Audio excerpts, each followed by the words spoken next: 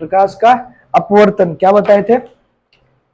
प्रकाश का अपवर्तन जब प्रकाश की किरण किसी स्रोत से, है ना, किसी एक पारदर्शी माध्यम से दूसरे पारदर्शी माध्यम में जब जाती है तब उसमें दिशा परिवर्तन होता है। क्या होता है? एक जब कोई प्रकाश की किरण एक पारदर्शी माध्यम से दूसरे पारदर्शी माध्यम में जब प्रवेश करती है तो क्या होता है? दिशा परिवर्तन होता है। किसमें दिशा परिवर्तन होता है? प्रकाश की किरण में दिशा की परिवर्तन होती है और इसी क्रिया को प्रकाश का अपवर्तन कहते हैं। प्रकाश का क्या कहते हैं? अपवर्तन कहते हैं। इस डिफिनेशन को याद रखना। एक पारदर्शी माध्यम से दूसरे पारदर्शी माध्यम में जाने पर क्या परिवर्तन होता है? दिशा परिवर्तन होता है। अब बहुत एग्जाम्पल है इसका, ठीक है, जैसे कि बताए थे, जैसे कि एक कोई अक्षर लिखा रहता है, उस पे कांच का सिल्ली रख दो या पानी का बूंद गिरा दो, कोई अक्षर पे पानी का बूंद गिर जाता है तो वो ऊपर की ओर बड़ा दिखता है ना, मोटा दिखता है, ऊपर की ओर उठा हुआ दिखता है, कभी देखो। या फिर कोई जैसे अक्षर लिखा हुआ है, उस पे तुम बुक पे एक बूंदे से पानी गिरा दोगे, वो मोटा दिखने लगेगा, ऊपर दिखने लगेगा। ये रीजन भी है। तो हम लोग क्या देख रहे हैं कि अब वो जो नीचे से कोई भी वस्तु में कब दिखती है? जब उस पर क्या पड़ती है? प्रकाश पड़ती है। अब तो उस अक्षर पे प्रकाश तो पड़ रही है लेकिन माध्यम बदल गया। क्या बदल गया? माध्यम बदल गया। कैसे? अब तभी वो प्रकाश की किरण डायरेक्ट पड़ रही थी तो एक्चुअली में जैसा अक्षर था तभी वैसा हमें दिख रहा था। अब जो प्रकाश की किरण जा रही है, अब यह वायु के बाद उस पर पानी का बूंद गिरा हुआ है उस अक्षर पे, अब माध्यम बदल गई। वायु से प्रकाश अब किसमें घुसेगी? पानी में। किसमें घुस गई? पानी में। अब पानी से फिर बाहर आएगी। ऐसे हुआ ना कि नहीं हुआ? तब अब अक्षर तो हमको कैसा दिखेगा? दिशा परिवर्तन तो दिखेगा या कुछ तो परिवर्तन दिखेगा, तो मोटा दिखता है ना। बहुत ऐसा एग्जांपल, या अक्षर पे तुम ग्लास स्लैब रख दो तो वो भी तुमको मोटा, ग्लास स्लैब मतलब कांच का कोई सिल्ली रख दो, है ना, वो भी उसमें भी मोटा दिखेगा। या फिर मान के चलो ये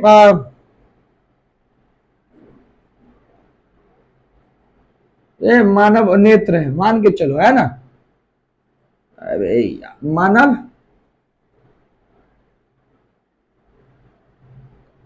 मानव नेत्र है।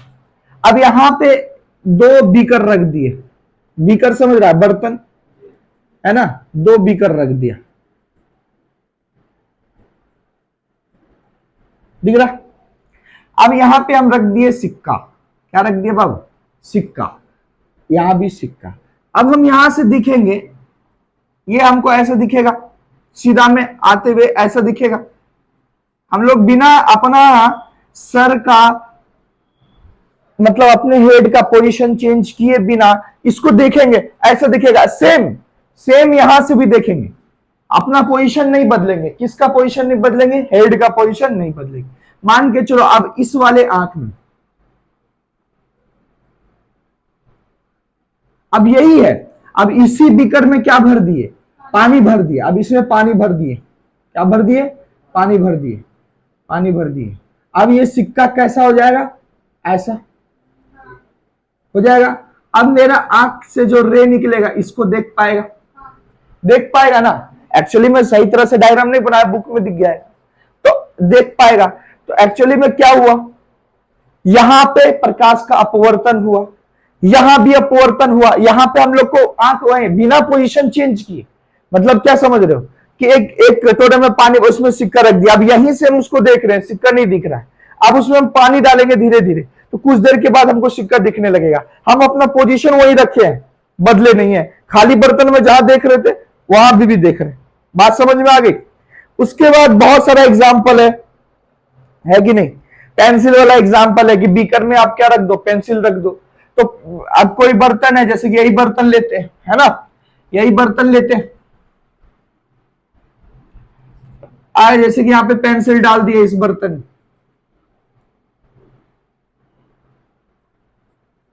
ठीक है, ये फुल ऑफ वाटर है ना, पानी भरा हुआ। अब यहां पे हम डाल दिए एक पेंसिल,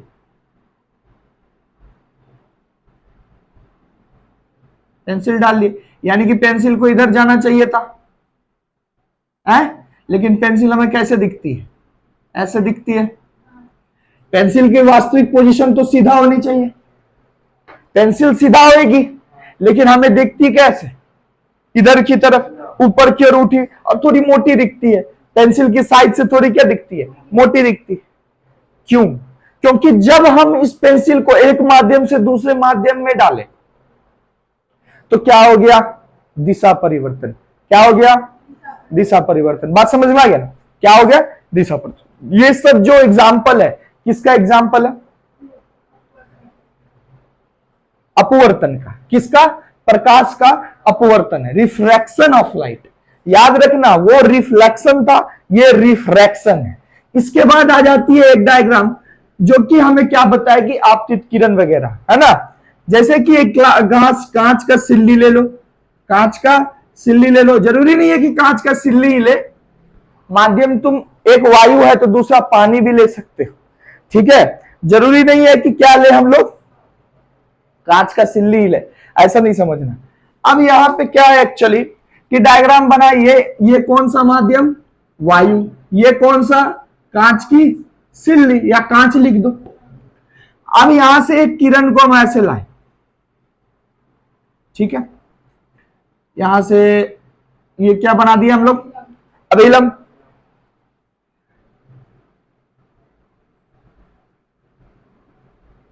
फिर बनेगा अभिलंब।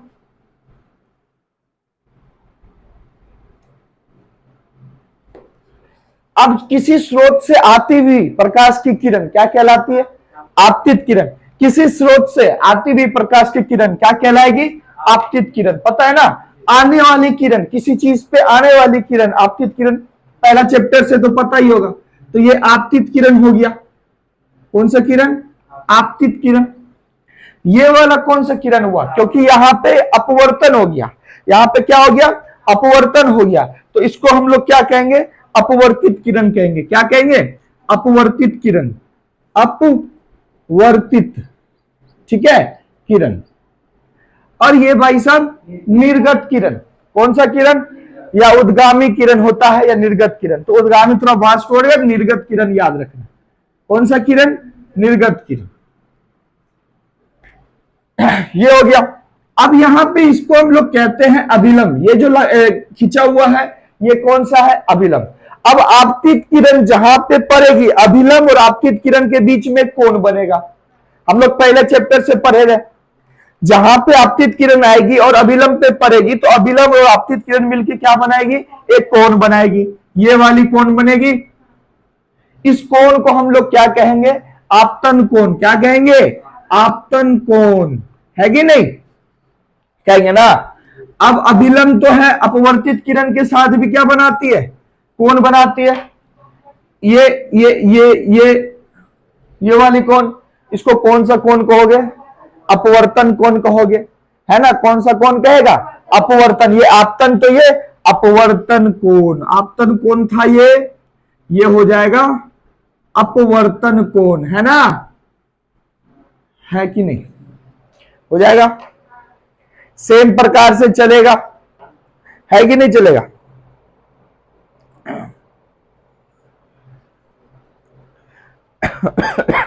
समझ में आ गया। अब इसको समझो, यहां पे जो माध्यम है ये कौन सा माध्यम है, वायु। यहां जो माध्यम है कौन सा माध्यम है, कांच। यहां जो माध्यम है ये कौन सा माध्यम है, वायु है।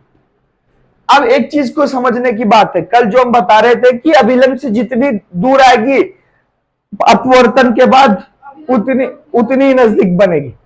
सिंपल सी बात है, अगर इसको इस वे में याद रखता है तो बहुत अच्छा, नहीं तो दूसरा नियम भी है, अगर वायु में अभिलंब से दूर रहती है कि इस रे डायग्राम से तुमको क्या सीख मिलता है, इस रे डायग्राम से क्या सीख मिलता है, हमें इस रे डायग्राम से यह सीख मिलता है कि वायु माध्यम में, जब माध्यम मेरा वायु हो तो प्रकाश की किरण अभिलंब से दूर होती है, अभिलंब से क्या होती है, दूर होती है। लेकिन वायु से माध्यम जैसे बदलती है, कांच में आ गई तो ये क्या होगी, अभिलंब के नजदीक आ जाएगी। क्या आ जाएगी, अभिलंब के नजदीक आ जाएगी। बात समझ रहे लड़के। अब जैसे फिर से वायु आया फिर ये अभिलंब से क्या हो जाएगी, दूर हो जाएगी। तो इस प्रोसेस को याद करने के लिए क्या है, सिंपल वे, कि हम लोग क्या समझेंगे कि यही कि भाई वायु माध्यम में अभिलंब से प्रकाश की किरण किधर की होती है, दूर होती है, और दूसरे माध्यम में अभिलंब की ओर होती है, नजदीक होती है। बात समझ में आ गया कि नहीं आ गया? कौन से किरण को बाबू? ये इसको जितना नीचे सुताओगे उतना नजदीक आएगा। समझ में आ रही बात है ना? समझ में आ गई? अब एक्चुअली में क्या है, इस पूरे डायग्राम से हम क्या समझना चाह रहे थे कि सब किरण का नाम तथा बिंदु कहां कहां कौन है। तो ये जो डॉटेड लाइन से बना हुआ है वो अभिलंब होता है। सबको ये पता है कि जहां आपतन बिंदु आके किसी तल पे मिलती है, आपतित किरण किसी आके आपतन बिंदु पे मिलती है, जो तल पे मिलती है, वहीं पे अभिलंब का निर्माण होता है कि नहीं? यहाँ पे अभिलंब का निर्माण हो गया। अभिलंब और आपतित किरण मिलके आपतन कोण बनाता है, और अपवर्तित किरण और अभिलंब मिलके अपवर्तन कोण बनाता है। कोई दिक्कत? अब इसके बाद क्या है? इसके बाद है प्रकाश की चाल, है ना? इसके बाद क्या है? प्रकाश की चाल। प्रकाश की चाल क्या होती है? Speed of light. Speed of light प्रकाश की चाल। एक्चुअली में ये ऑब्जेक्टिव में पूछ ही देता है, तो ऑब्जेक्टिव में पूछ ही देता है बुक लाना हमेशा। ऐसा नहीं है कि नहीं पूछता, ऐसे तुमको मतलब ऑब्जेक्टिव टाइप की क्वेश्चन में पूछा जाएगा, सब्जेक्टिव में नहीं पूछ सकता है। ठीक है, तो हमें क्या पता है कि निर्वात में, यानी कि निर्वात में प्रकाश की चाल कितनी होती है? स्पीड ऑफ लाइट दो में होगा, एक मुक्ताकाश या निर्वात बोल लो, मुक्ताकाश में या निर्वात बोल लो। क्या बोल लो? निर्वात। निर्वात समझ रहा है? मुक्ताकाश खाली जगह। तो मुक्ताकाश में प्रकाश की चाल क्या होगी? 3 लाख किलोमीटर पर सेकेंड। 3 लाख किलोमीटर पर सेकेंड, ऐसे याद रखना, है ना? पावर वाले में भी तुम लोग को बता चुके हैं, है ना? लिखा नहीं है, लिख लेना। पावर में दोनों ऑप्शन है ना? 3 लाख किलोमीटर पर सेकेंड। अब अगर इसको हम लोग पानी में, ठीक है, पानी में प्रकाश की चाल कितनी होती है? पानी में प्रकाश की चाल, पानी में कितनी होती है? 2,25,000, है ना? 2,25,000 किलोमीटर पर सेकेंड। इसको ऐसे भी लिख सकते हैं, 2,25,000, है ना, किलोमीटर पर सेकेंड। तो स्पीड ऑफ लाइट है, दो माध्यम का हम लिख दिए। किसका? दो माध्यम का। एक भाई मुक्त आकाश या निर्वात में 3 लाख किलोमीटर पर सेकेंड का, याद होना चाहिए, 3 लाख किलोमीटर पर सेकेंड का रफ्तार होता है स्पीड ऑफ लाइट का। और पानी में 2,25,000 किलोमीटर पर सेकेंड होता है। किसका? स्पीड लाइट का। बात समझ में आ रहा है? स्पीड ऑफ लाइट ज्यादा होता है स्पीड ऑफ साउंड से। आवाज का स्पीड ऑफ साउंड जो होता है ना, ध्वनि की आवाज जो होती है, उससे कहीं ज्यादा होती है स्पीड ऑफ लाइट। तभी तो बिजली कड़कती है तो सबसे पहले हम तक क्या पहुंचता है? लाइट पहुंचता है, उसके बाद आवाज आती है। बिजली चमकता है तो सही तुरंत कान पे हाथ देख देता है, क्या क्या आवाज आएगी। स्पीड ऑफ लाइट ज्यादा होती है, वो धरती पे पहले पहुंच जाती है, लेकिन ध्वनि बाद में। बात समझ में आ गया? इसके बाद हम लोग का पॉइंट क्या आता था? पार्श्विक विस्थापन, लेटरल डिस्प्लेसमेंट। पार्श्विक विस्थापन, उसको भाई समझना। पार्श्विक विस्थापन किसको कहते हैं? पार्श्विक विस्थापन बीच की दूरी, आपतित किरण और निर्गत किरण की बीच की दूरी, है ना, पार्श्विक विस्थापन कहलाती है। पार्श्विक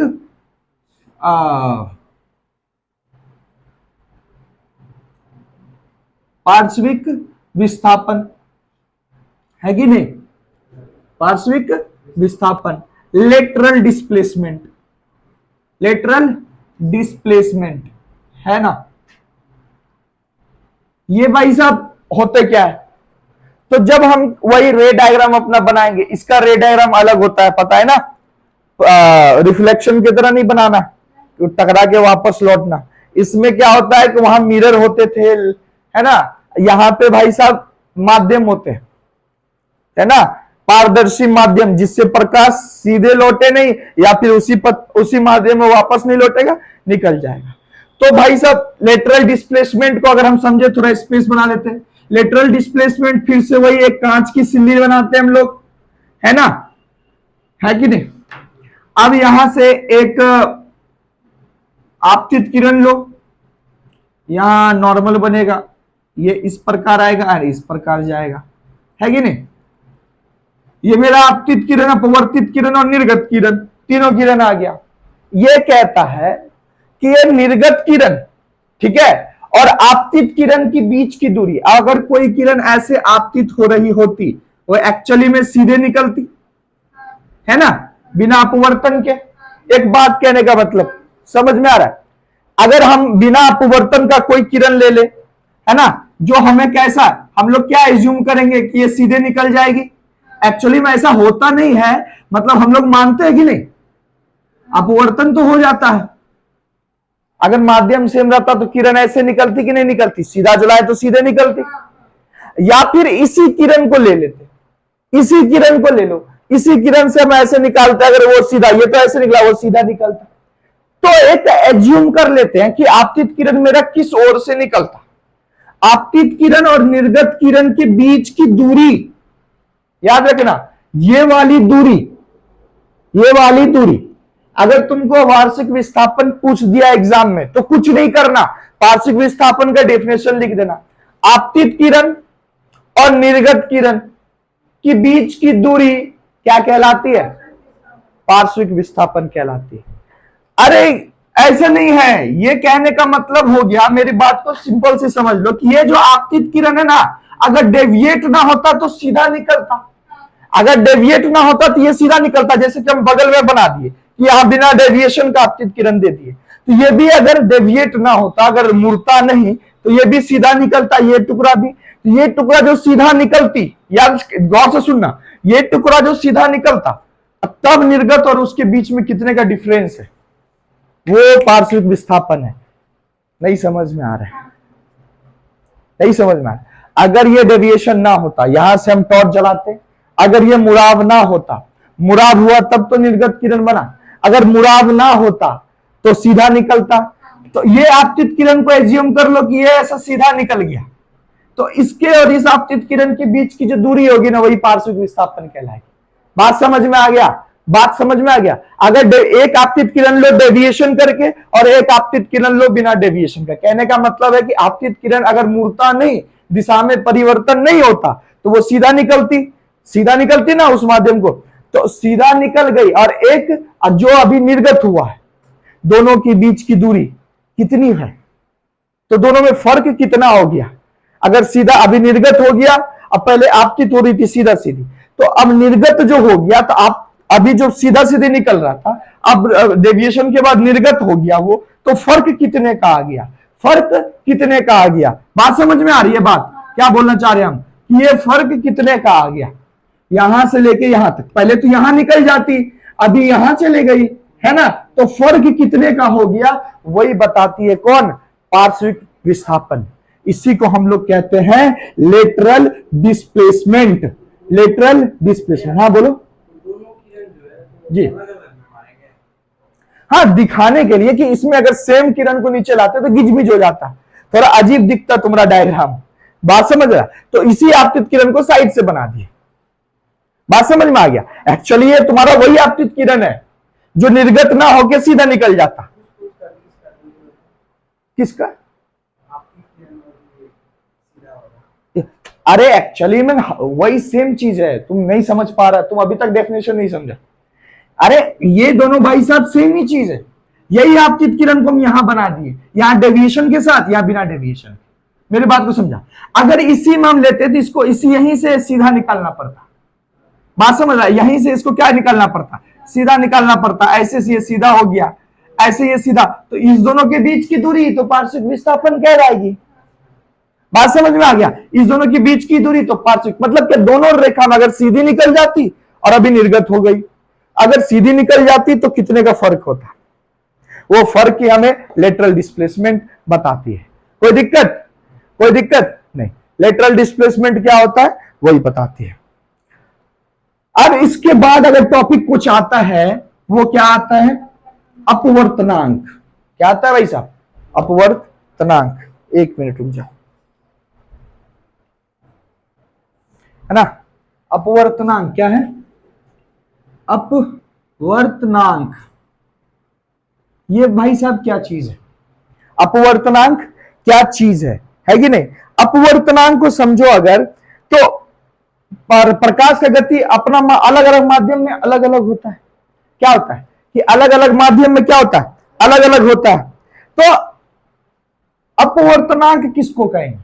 निर्वात में प्रकाश की गति यानी कि प्रकाश की चाल। किसमें? निर्वात में प्रकाश की चाल तथा किसी माध्यम में प्रकाश की चाल। तेरी बात को समझना, निर्वात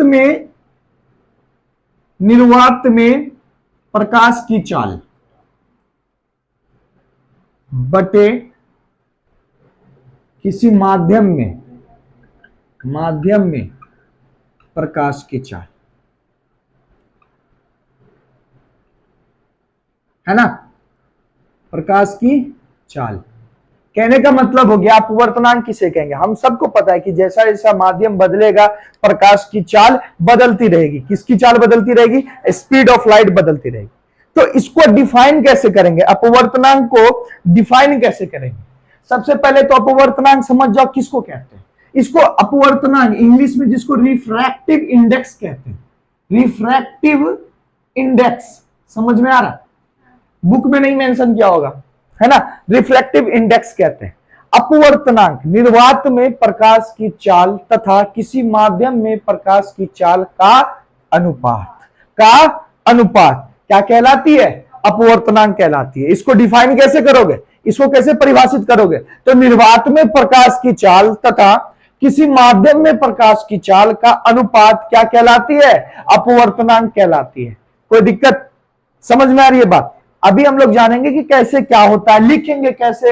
एक चीज और जान लो, जिस माध्यम का अपवर्तनांक जितना ज्यादा होगा वो उतना ही ज्यादा मुड़ेगी, उसमें डेविएशन उतना ही ज्यादा होगा। ठीक है, पहले तुम लोग कांच का भी निकालेंगे, फिर किसका निकालेंगे? पानी का भी निकालेंगे। दोनों को देखेंगे कि भाई दोनों में किसका अपवर्तनांक ज्यादा है। मेरी बात को समझ रहे हो कि जिसमें दोनों में जिसमें ज्यादा होगा उसमें मुड़ाव अधिक होगा। क्या होगा? मुड़ाव अधिक होगा, है ना, डेविएशन ज्यादा होगा। तो जिस माध्यम का अपवर्तनांक जितना ज्यादा होगा डेविएशन उतना ही होगा उसमें। समझ में आ रहा है? तो अगर हम तुमसे कोई पूछ दे एग्जाम में आ जाए कि अपवर्तनांक किसे कहते हैं, है ना, कांच के अपवर्तनांक ज्ञात करें या पानी के अपवर्तनांक ज्ञात करें, तो ज्ञात करने का विधि भी बताएंगे। पहले परिभाषा लिखने का तरीका समझ। परिभाषा कैसे लिखेगा? निर्वात में प्रकाश की चाल तथा किसी माध्यम में प्रकाश की चाल के अनुपात को ही हम लोग अपवर्तनांक कहते हैं। अगर हम लोग चले तो अगर हम लोग सबसे पहले लेते हैं भाई साहब किसका? तो कांच का ले लो। कांच में प्रकाश की चाल कितनी होती है? 2 लाख किलोमीटर प्रति सेकेंड। कांच में प्रकाश की चाल 2 लाख किलोमीटर प्रति सेकेंड। निर्वात में 3 लाख किलोमीटर प्रति सेकेंड और पानी में 2,25,000 किलोमीटर प्रति सेकेंड। कोई दिक्कत? याद रख लेगा। 3 लाख किलोमीटर प्रति सेकेंड निर्वात, स्पीड ऑफ लाइट सबसे ज्यादा। 2 लाख किलोमीटर कांच प्रति सेकेंड और 2,25,000 पानी में। याद हो जाएगा। तो अब वो स्पीड ऑफ लाइट हमें क्यों है? अपवर्तनांक निकालने में ज्यादा काम आती है। तो कांच में अगर करेंगे तो निर्वात में प्रकाश की चाल कितनी होती है बाबा? 3 लाख, इकाई, दहाई, सैकड़ा, हजार, 10,000, लाख। 3 लाख बाय 2 लाख होगा ना। कांच में प्रकाश की चाल निकालोगे ना भाई कि नहीं निकालोगे? तो अब माध्यम, किसी माध्यम क्या ले लिए? कांच। तो कांच में प्रकाश की चाल लिखोगे 2 लाख किलोमीटर पर सेकेंड, लिखोगे कि नहीं? काटने के बाद क्या आ गया भाई? 3/2। या तो इसको तुम पॉइंट में लिख दो, पॉइंट में भी क्या लिख सकता है? 3/2 है। हाँ दे रहा है 3/2, 1.5 हो जाएगा। तो इसको 1.5 भी अपवर्तनांक क्या निकल गया? 1.5 क्या निकल गया? अपवर्तनांक 1.5 ये निकल गया। अब इसको एक भाषा में भी लिख सकता है। भाषा में कैसे लिखेगा? अथवा इसको लिख सकेगा अर्थात, अर्थात कांच में प्रकाश की चाल निर्वात में प्रकाश की चाल की 2/3 गुनी है। क्या कहोगे? एक भाषा में अपवर्तनांक अपना निकल गया। अगर इसको भाषा में लिखना है, इस जो तुम ये काम किए हो, इसको कैसे लिखोगे? अर्थात क्या लिखेगा? अर्थात कांच में प्रकाश की चाल, कांच में प्रकाश की चाल, कांच में प्रकाश की चाल निर्वात में प्रकाश की चाल की, निर्वात में प्रकाश की चाल की 2/3 है, नोट 3/2, 2/3 है, 2/3 है। कहेगा कि ये क्या बोला? क्या बोल रहा है कि कांच में प्रकाश की चाल निर्वात में प्रकाश की चाल की 2/3। बात समझ रहा है? इस चीज को भाई साहब लिखे। तो प्रकाश में निर्वात में प्रकाश की चाल की 2/3 करो तो क्या कर लोगे? हैं? तो क्या करोगे? निर्वात में प्रकाश की चाल होती है 3 लाख, होती है ना, इसको कर दो 2/3, यही ना बोल रहा है। 3 से काटोगे इसको तो 1 लाख में कट जाएगा, 3 2 5 और 2 गुना 1 लाख, 2 लाख। और कांच का क्या होता है? 2 लाख। तो निकल गया ना, कांच में प्रकाश की चाल निर्वात में प्रकाश की चाल की 2/3 होती है। यहां से आंसर निकल गया ना 2 लाख, और 2 लाख तो होती है ना किसकी? कांच में प्रकाश की चाल। तो इसको तुम भाषा में लिख सकता है। एक्चुअली में अपवर्तनांक ये, और इस चीज को भाषा में अगर लिखना चाह तो ऐसे लिख सकता है। बात समझ में आ गया ना? अब चलते हैं कांच में, याद रखना कितना निकल गया हमारा? 1.5 है ना। अब हम लोग किस में निकाल ले भाई साहब? पानी में निकाल लेते हैं। पानी का निकाल लो तो कितना निकलेगा? तो यहां लिखोगे 3 लाख बाय 2,25,000, ऐसे लिखोगे ना।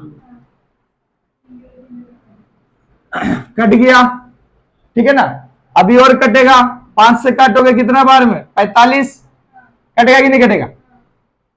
और 5 से कटेगा 60, फिर काटो 12 9 3 4, 4/3 आया। इसको निकालेगा 1.66 समथिंग आएगा, आई थिंक 1.33 आएगा, वही ले लो 1.33, 1.33। ये अपवर्तनांक हो गया। क्या हो गया? अपवर्तनांक हो गया। हो गया ना। अब इसको भी तुम इस तरह से लिख सकता है कि पानी में प्रकाश की चाल निर्वात में प्रकाश की चाल की क्या होती? 3/4 गुनी होती है ना, 3/4 गुनी होती है। तो यहां तुम इस प्रकार से क्या निकाल सकते हो? अपवर्तनांक निकाल सकते हो। क्या निकाल सकते हो? अपवर्तनांक निकाल सकते हो, याद रखना।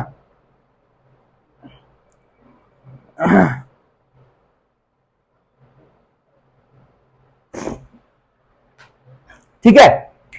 अब मेन मुद्दा क्या आता है कि अब दोनों का अपवर्तनांक है। हम ये चीज बताए थे कि जिसका अपवर्तनांक जितना ज्यादा होगा उसमें डेविएशन सबसे उतना ही ज्यादा होगा। जैसे कि उस माध्यम में अपवर्तनांक जितना बड़ा, किसी माध्यम में अपवर्तनांक जितना ही बड़ा होगा, उस माध्यम में प्रवेश करते समय प्रकाश की किरण उतनी ही अधिक मुड़ेगी। कहने का मतलब तो वही हुआ जो हम बोल रहे हैं, जो तुम्हारा यहां पे बता रहा है कि किसी माध्यम का अपवर्तनांक जितना बड़ा होगा, उस माध्यम में प्रवेश करते समय प्रकाश की किरण उतनी ही अधिक मुड़ेगी। दैट मीन्स क्या बोल रहे कि जिसका हम जो बोल रहे थे, जिसका अपवर्तनांक सबसे ज्यादा, उसमें जिसका अपवर्तनांक ज्यादा उसमें डेविएशन उतना ही होगा। तो 1.5 बड़ा कि 1.33 बड़ा? 1.5 बड़ा ना बाबा, क्योंकि दशांश पे यहां 5 है, यहां 3 है। ऐसे हम लोग पॉइंट का बड़ा छोटा जानते थे बचपन में। तो 1.5 बड़ा, यानी कि कांच का अपवर्तनांक पानी के अपवर्तनांक से हमेशा अधिक होता है। कांच का अपवर्तनांक पानी के अपवर्तनांक से हमेशा क्या होता है? अधिक होता है। यानी कि जब हमारी प्रकाश की किरण कांच वाले माध्यम में प्रवेश करेगी तो डेविएशन ज्यादा होगा, डेविएशन ज्यादा होगा। बात समझ में आ गई? बात अपवर्तनांक और अपवर्तनांक निकालने का तरीका, अपवर्तनांक को परिभाषित करने का तरीका, कोई दिक्कत? अभी तक में कोई दिक्कत नहीं है दिक्कत। अब यहाँ पर तुम्हारे बॉक्स होंगे कुछ बुक में बना हुआ, नीचे की तरफ देखो, वायु, पानी, किरोसिन, एल्कोहल, एल्कोहल, तारपीन, कार्बन डाइऑक्साइड, बेंजीन, बहुत सारा चीज है जिसका सबका अपवर्तनांक लिखा हुआ है, इवन बर्फ तक का अपवर्तनांक लिखा हुआ है। अब ये चीज को तुम लोग याद रखोगे, वो तुम पे डिपेंड करता है कि नहीं। मेनली हम लोग 3 माध्यम के बारे में जानते हैं जो अधिकतर पूछा जाता है, कांच, पानी, रिपीटेड है तो वो हम लोग कर लेते हैं, बाकी का अपवर्तनांक थोड़ा ध्यान में रखना है। बात समझ में आ गया? कहां पे क्या लिखा हुआ होगा? कहां पे? क्राउन, कांच। हाँ, तो अलग अलग है दोनों सेक्शन। क्या हुआ? अपवर्तनांक वायु का कितना है? 1.00003 है ना। इसी तरह से पानी का 1.33, तो इसी तरह से बर्फ का हो जाएगा 1.31 है ना। इसका हो जाएगा 1.48 से 1.61 तक। किसका? क्राउन कांच का। क्राउन कांच का वहां उसका रेंज है, उतने के बीच में हमेशा अपवर्तनांक होता है उसका। समझ में आ गया ना? वो रेंज में दिया हुआ है। तो अपवर्तनांक समझ गए। अपवर्तनांक में कोई प्रॉब्लम है तो अभी पूछ लो, क्योंकि अभी यहां पे रोक देंगे अपवर्तनांक में, फिर इसके बाद चलेंगे अपेक्षिक अपवर्तनांक, है ना। अभी तो अपवर्तनांक यहां तक रोक देंगे, इसके बाद हम लोग कल से पढ़ेंगे अपेक्षिक अपवर्तनांक, है ना। तो अभी तक में कोई दिक्कत है इसमें? अभी तक में कोई दिक्कत नहीं है ना? नहीं, तुम तो पुरानी पढ़ी हुई है, जो अभी है इन लोग से पूछ रहे हैं कि ये अपवर्तनांक, रिफ्रैक्टिव इंडेक्स में कोई दिक्कत? इसमें किसी चीज को पूछना है तो पूछ सकता है। अर्थात में जो लिखे हैं इस चीज को दोबारा सुनना है, समझना, कोई चीज बारी चीज नहीं है, बस हमको इसको लिखना था भाई साहब। ये एक और चीज निकल, ऐसे तो अपवर्तनांक तो निकल ही गया हमको, अपवर्तनांक क्या होता है वो तो निकल ही गया। अब क्या है कि अर्थात कांच में प्रकाश की चाल, हमको ये चीज को बताना है कि यहां से इस चीज को लेते हुए कांच में जो प्रकाश की चाल है ना, वो निर्वात में प्रकाश की चाल की 2/3 है। जब हम निर्वात में प्रकाश की चाल की इसका उल्टा गुनी कर देते हैं, 2/3, 3/2 है ना, 2/3 गुनी कर देते हैं किसमें? निर्वात में प्रकाश की चाल, यानी कि 3 लाख का, तो हमको क्या निकल जाता है? 2 लाख, जो कि किसका है? कांच में प्रकाश की चाल है। इसको हम एक भाषा है लिख सकने का। कांच की प्रकाश की चाल ये बता रही है कि भाई साहब जो कांच की प्रकाश की चाल है ना, वो निर्वात में प्रकाश की चाल की या तो 1/1.5 लिख लो, या तो 2/3 गुनी है, दोनों लिख सकता है। 2/3 गुनी है या 1/1.5 गुनी है। नहीं समझ में आया लड़के? करोगे तुमको प्रकाश की चाल निकल जाएगी, है कि नहीं। इसी तरह से इधर भी लिख सकता है, कोई दिक्कत नहीं ना। चलो